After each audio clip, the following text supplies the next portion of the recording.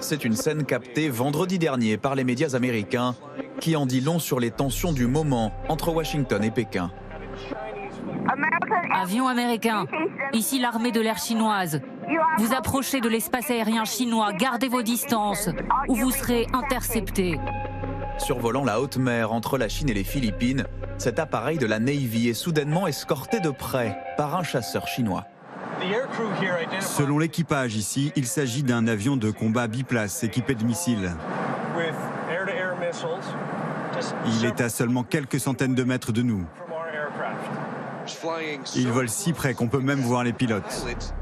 Chine et États-Unis face à face. Dans cette zone stratégique est disputée la mer de Chine méridionale.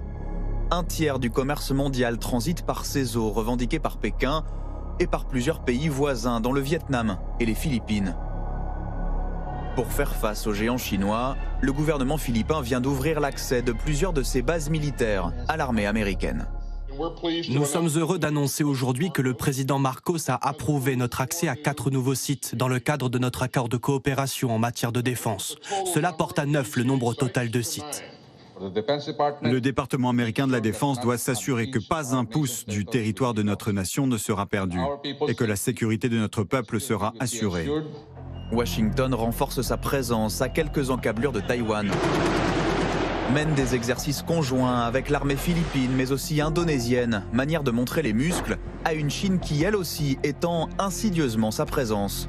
Depuis plusieurs années, Pékin s'approprie des atolls pour faire sortir de l'eau des bases militaires avancées. Exemple ici entre août 2014 et septembre 2015, un îlot progressivement transformé en aérodrome avec piste d'atterrissage. À ceux qui s'émeuvent de la présence de navires de guerre, Pékin assure qu'il s'agit de pêcheurs. Ces récifs font partie des îles chinoises Nansha et ont toujours été un abri contre les rafales de vent pour les bateaux de pêche chinois. Il est parfaitement normal que ces bateaux de pêche chinois s'abritent dans les récifs. Outre sa présence militaire, Pékin tisse aussi sa toile économique dans la zone, cœur de ses nouvelles routes de la soie. Prise de contrôle de nombreux ports, de la Malaisie au Vietnam, construction de la première autoroute du Cambodge ou du premier train à grande vitesse au Laos. Message, votre modernité, c'est à la Chine que vous la devez. Cette avancée incontestable est une réalisation historique d'initiative chinoise, une connexion stratégique qui fait passer le Laos d'un pays enclavé à un pays connecté.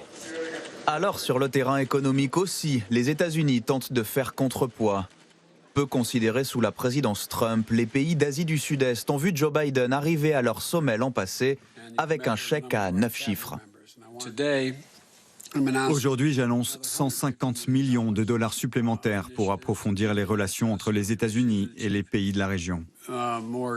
Cela doit permettre de mieux réaliser nos objectifs communs, des garde-côtes aux infrastructures, en passant par le changement climatique. Il y a toute une série de choses sur lesquelles nous devons travailler.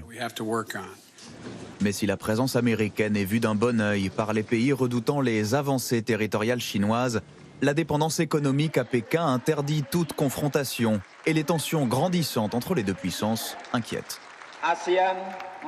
Notre région doit être une région digne, qui défend les valeurs d'humanité et de démocratie. Nous ne devons pas laisser la dynamique géopolitique actuelle se transformer en une nouvelle guerre froide dans notre région.